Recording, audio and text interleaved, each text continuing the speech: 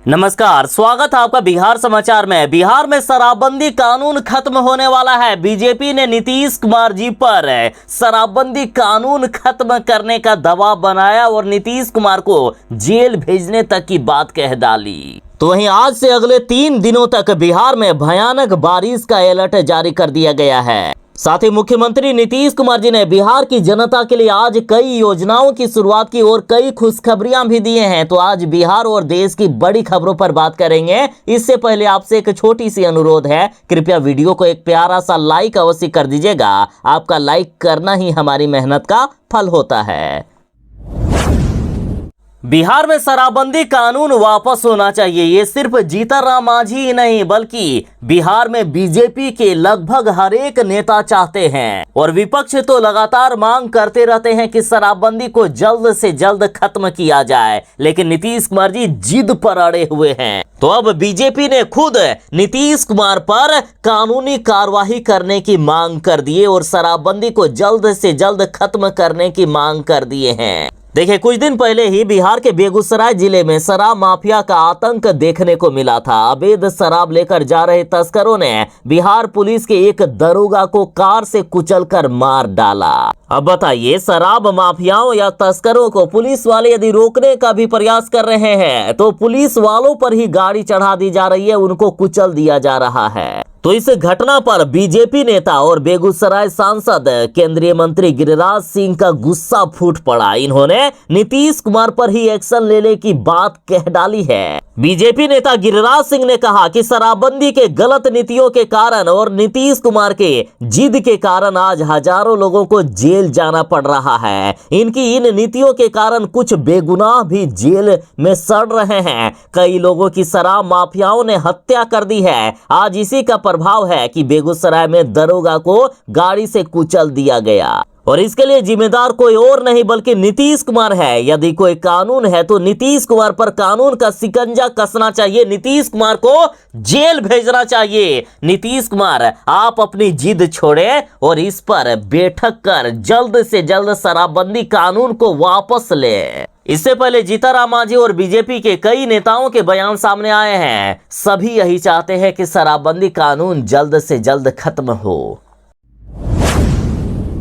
बिहार में लगातार एक सप्ताह से बारिश हो रही है और अभी अभी मौसम विभाग ने बिहार में भयानक बारिश का अलर्ट जारी कर दिया है। साथ ही मौसम विभाग ने कहा है कि बिहार के 10 जिलों में मूसलाधार बारिश होगी। मतलब बारिश रुकने वाली नहीं है, लगातार बारिश होती ही रहेगी। मौसम विभाग ने कहा कि बिहार में 3 दिनों तक जमकर बारिश होगी, ताबड़तोड़ बारिश होगी। नदियों का जलस्तर भी काफी ज्यादा बढ़ेगा।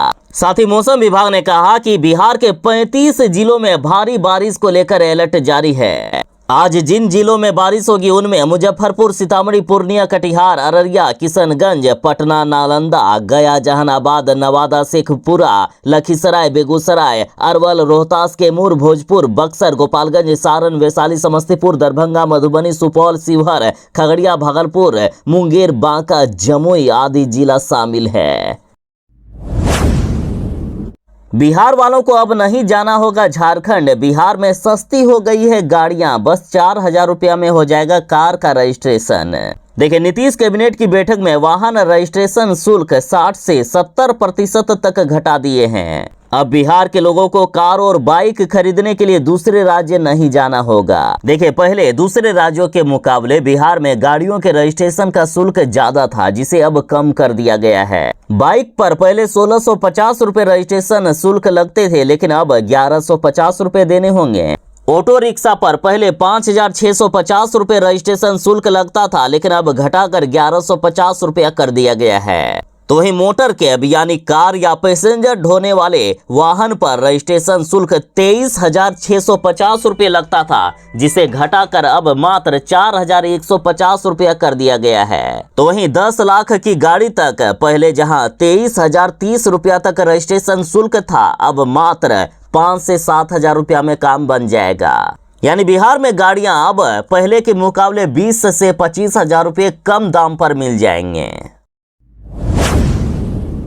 ऐसे ही नहीं, बिहार के अभी जो उप मुख्यमंत्री हैं सम्राट चौधरी, पहले ये कहा करते थे कि बिहार में बालू, दारू और जमीन माफिया चला रही है सरकार। और ऐसे ही नहीं, नेताओं को दो मुंह में सांप कहा जाता है, कब ये पलटी मार दे कोई गारंटी नहीं। आज वाकई बिहार में शराब माफियाओं का राज चल रहा है। देखिए, रेड डालने पहुंची थी पुलिस, बेतिया में शराब माफियाओं ने दौड़ा दौड़ा कर पुलिस वालों को पीटा और लूट कर ले गए जब्त दारू। जो दारू जब्त करके गाड़ी में पुलिस वाले लाए थे, उस दारू को भी शराब माफिया ने लूट लिया और सड़कों पर दौड़ा दौड़ा कर, खदेड़ खदेड़ कर, घसीट घसीट कर पुलिस वालों को पीटने का काम किया है। तो बताइए, बिहार में शराब माफियाओं का राज नहीं है तो किनका राज है? इस घटना में आधा दर्जन से भी ज्यादा पुलिस वालों को शराब माफियाओं ने घसीट घसीट कर पीटने का काम किया है। देखिए, बिहार के बेतिया से बड़ी खबर सामने आ रही है, जहां नौतन थाना क्षेत्र के शिवराजपुर पंचायत के वार्ड नंबर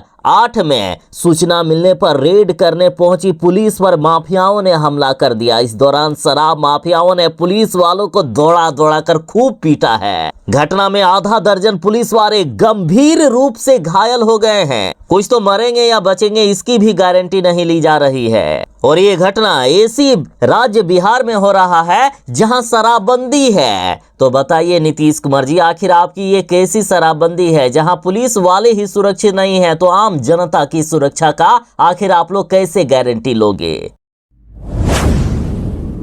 बिहार में जमीन सर्वे का कार्य शुरू हो गया है। बिहार के ग्रामीण क्षेत्र में रहने वाले लोग सावधान हो जाएं। 45,000 से भी गांवों में सरकार जमीन का सर्वे करेगी और आपको अपने जमीन का प्रॉपर डॉक्यूमेंट दिखाने होंगे। जो नहीं दिखा पाएंगे उनको परेशानी हो सकती है। जमीन सर्वेक्षण में वंशावली मांगा जा रहा है। जिनके पास वंशावली नहीं है और बनवाना चाहते हैं तो गाँव में या पंचायतों में शिविर लगाए गए हैं, वहां से आप ऑफलाइन बना सकते हैं। या फिर वंशावली बनाने के लिए आपको अपने क्षेत्र के वार्ड सदस्य से संपर्क करना होगा। साथ ही यदि किसी ने दूसरे की जमीन पर कब्जा किए हुए हैं तो जमीन खाली करके असली मालिक को जमीन देना होगा। या यदि किसी ने सरकारी जमीन पर घर बना लिया है तो वहां भी दो कंडीशन है। पहला, सरकारी जमीन दो तरह का होता है, पहला गैर बनरुआ आम, दूसरा गैर बनरुआ खास। यदि गैर बनरुआ आम पर आपने कब्जा किया है तो उसे सरकार को वापस देना होगा, और गैर बनरुआ खास पर कब्जा किया है और आपके पास प्रॉपर डॉक्यूमेंट है तो जमीन आपका रहेगा।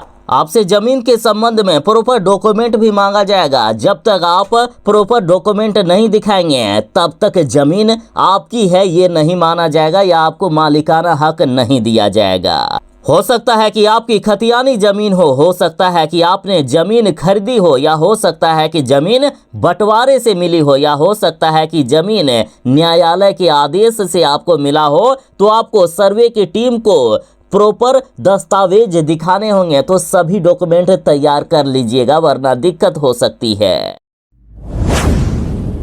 कौन कौन बिहार को सुधारना चाहता है? कौन कौन बिहार में भ्रष्टाचार को खत्म करना चाहता है? बिहार में भ्रष्ट नेताओं और अफसरों को सबक सिखाना चाहता है? तो तैयार हो जाइए। ऐसा करने पर आपको सरकार 25,000 रुपए का इनाम भी देगी। देखिए, पूर्णिया सांसद पप्पू यादव ने अनोखा ऑफर दे दिया है कि घूसखोरी का वीडियो बनाओ और मेरे पास भेजो और 25,000 का इनाम पाओ। देखिए, पप्पू यादव ने भ्रष्टाचार से परेशान आम लोगों को एक अनोखा ऑफर दिया है। पप्पू यादव ने कहा कि भ्रष्ट कर्मचारियों और पदाधिकारियों का घूस मांगने या लेने का वीडियो बनाकर उन्हें भेजने वालों को वे 25,000 रुपए का नगद इनाम देंगे और उनकी पहचान भी गुप्त रखी जाएगी। और इसके लिए पप्पू यादव ने 2 मोबाइल नंबर भी जारी किए हैं। जरा नंबर नोट कर लीजिए। पहला नंबर है 9958228380 और दूसरा 7838896138। इन नंबरों पर जो भी भ्रष्टाचार का वीडियो भेजेगा उनको 25,000 रुपए का इनाम मिलेगा।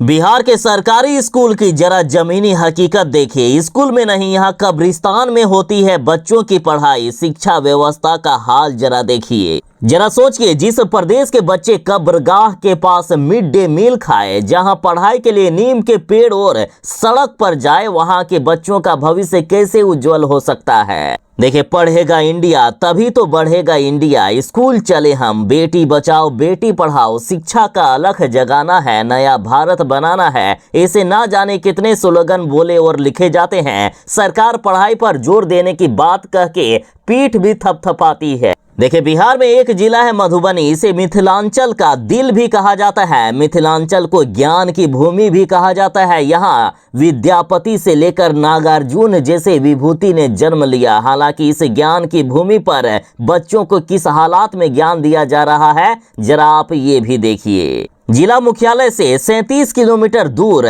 हरना पंचायत का उत्क्रमित मध्य विद्यालय है। ये स्कूल अंधरा ठाड़ी प्रखंड में आता है। यहाँ के छात्र छात्रा कब्रिस्तान में कब्र के पास बैठकर पढ़ते हैं। यहाँ तक कि मिड डे मील यानी मध्याह्न भोजन भी कब्रिस्तान में कब्र के पास बैठकर खाते हैं। और ये व्यवस्था 1-2 दिन की नहीं बल्कि 18 वर्षों से चली आ रही है। बिहार में सरकार सबसे बड़ा बजट शिक्षा पर खर्च करती है, तो आखिर ये पैसे जाते कहाँ हैं? कौन आखिर इन पैसों को चुरा लेता है? बड़ा सवाल ये बन रहा है।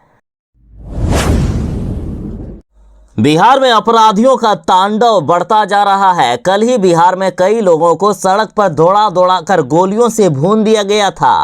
और आज देखिए, रोहतास में थाने के सामने, थाने से मात्र 100 गज की दूरी पर स्वर्ण व्यवसायी की गोली मारकर हत्या कर दी गई और अपराधी आराम से फरार भी हो गए। अपराधियों को पुलिस का तनिक भी डर नहीं है। लोगों को थाने के सामने जा जाकर गोलियां मार रहे हैं अपराधी। तो इधर तेजस्वी यादव ने कहा है कि प्रिय बिहार वासियों, सतर्क, सचेत और सावधान रहें। बिहार में सत्ता संपोषित यमराज हाथों में बम और बंदूक लेकर घूम रहे हैं। वे कभी भी, कहीं भी, कैसे भी, किसी की भी अकारण हत्या कर सकते हैं। तेजस्वी यादव बोले कि बिहार में सरकार का इकबाल खत्म हो गया है। प्रदेश में अपराधियों की बहार है। विधि व्यवस्था पूरी तरह से ध्वस्त है। प्रशासनिक व्यवस्था पूर्ण रूपेण चौपट है। चहुं ओर लूट, अपराध और भ्रष्टाचार का बोलबाला है। ऐसे में बिहार के मुख्यमंत्री नीतीश कुमार जी, जो बिहार के गृह मंत्री भी हैं, उन्हें इस्तीफा दे देना चाहिए। उनसे बिहार नहीं चलने वाला है।